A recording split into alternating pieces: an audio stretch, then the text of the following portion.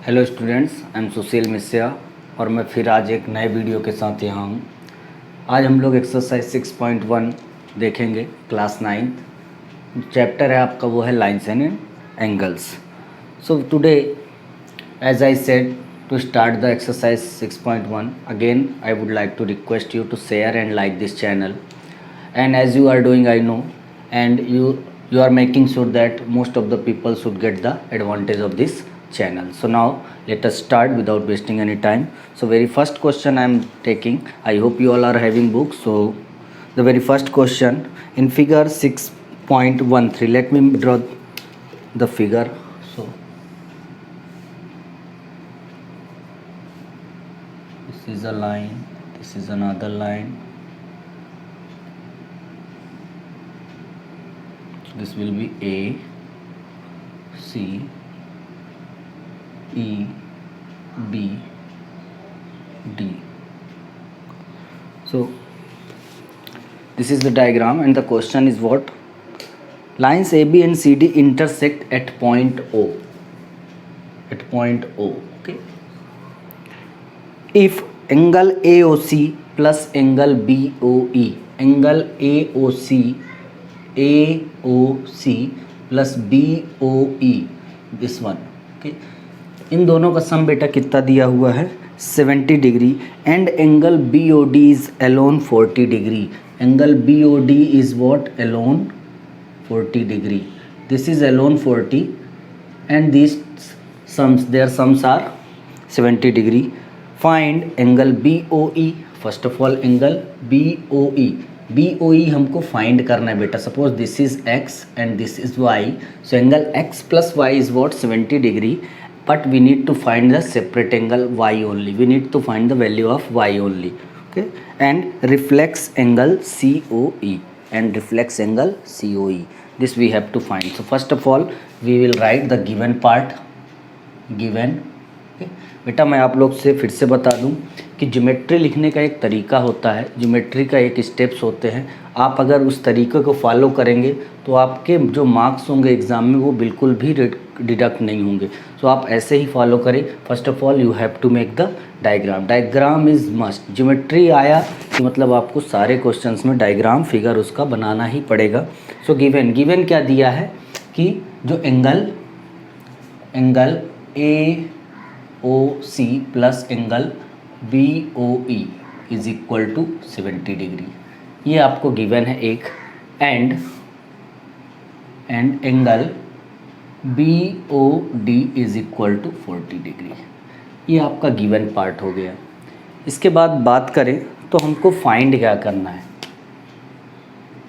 To find क्या करना है हमको फाइंड करना है value of y। It means angle BOE, हमको क्या फाइंड करना है? एंगल BOE की वैल्यू क्या होगी, ठीक है, angle BOE। And reflex angle COE, reflex angle COE, reflex angle का मतलब COE जितना भी होगा, रिफ्लेक्स किसी भी एंगल, सपोज मान लो कोई भी एंगल A है, इसका अगर मुझे रिफ्लेक्स एंगल A क्या होगा? रिफ्लेक्स एंगल कुछ नहीं, 360 जो कंप्लीट एंगल होता है उससे उस एंगल की वैल्यू को माइनस करना रिफ्लेक्स कहलाता है। तो अगर जब तक मुझे COE नहीं पता चलेगा, जब तक मुझे COE की वैल्यू नहीं पता चलेगी, मैं रिफ्लेक्स कैसे निकालूँ? तो पहले हमारा जो टारगेट होगा क्वेश्चन देखकर वो क्या होगा? COE निकालना। तो अब इसके बाद एक और आप लोगों को इन्फॉर्मेशन दे दूँ कि जब भी आप यहाँ टू फाइंड लिखेंगे, you please try to write the solution part, okay. अगर यहाँ पे टू प्रूफ लिखा जाता बेटा, टू प्रूफ, तो हम प्रूफ लिखते, लेकिन अगर यहाँ पे क्या लिखा है? टू फाइंड, तो हम क्या लिखेंगे? सोल्यूशन। सो लिखेंगे इन सोल्यूशन, लिखेंगे in figure, in given figure और given figure angle AOC plus angle BOE is equal to 70 degree, okay.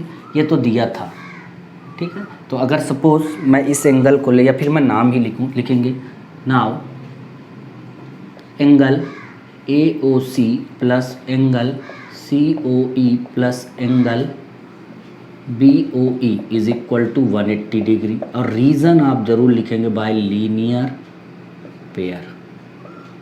अगर आप फिर से यहाँ ध्यान दें, डायग्राम में अगर आप लोग ध्यान दें, x plus this angle, suppose this is z, small z, x plus z plus y, complete semi circle we are getting. So all three will form what, linear pair angle. मैंने आप लोग को कल भी बात किया था लीनियर पेयर एंगल की, ठीक है, कि जब सेमी सर्कल बनेगा तो वो क्या हो जाएंगे, लीनियर पेयर एंगल। वहाँ पे मैंने थोड़ा सप्लीमेंट्री एंगल टाइप का आपको एक्सप्लेन किया था। तो ये क्या हो जाएगा बेटा, linear pair angle. Linear pair बनेगा तो 180 डिग्री होता है, ठीक है। अब चलो ये बताओ कि angle A O C plus angle B O E तो हमने देखा कितना है, 70। तो इसको मैं लिखूँगा 70 plus angle C O E is equal to 180 degree. यहाँ से एंगल सी ओ ई कितना मिलेगा बेटा, 180 minus 70 degree. So angle C O E is equal to 110 degree. एक वैल्यू तो हमें मिली एंगल सी ओ ई, और जो हमारा पार्ट था सेकेंड पार्ट वो मैं पहले ही लिख देता हूँ।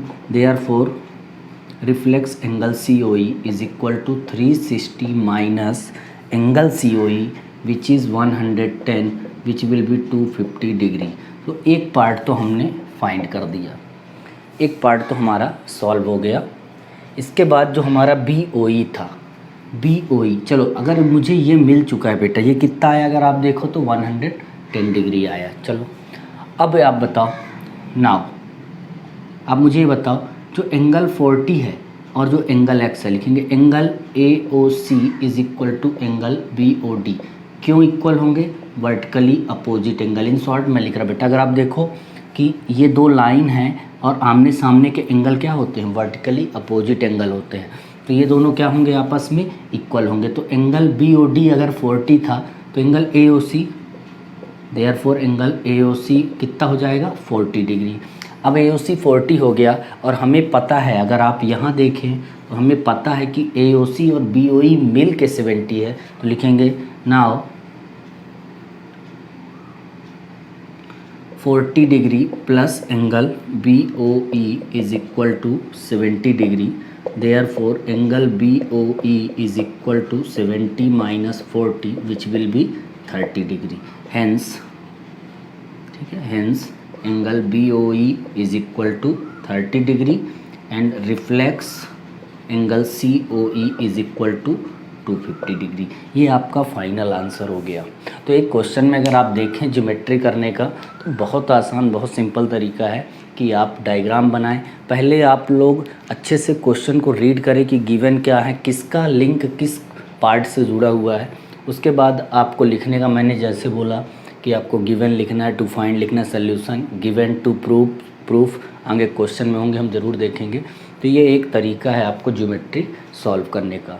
अब अगले वीडियो में हम देखेंगे और सारे क्वेश्चन इस एक्सरसाइज के कि कैसे उसको और सॉल्व करते हैं, कैसे हम प्रूफ करते हैं। तब तक के लिए thank you and please subscribe this channel. Thank you.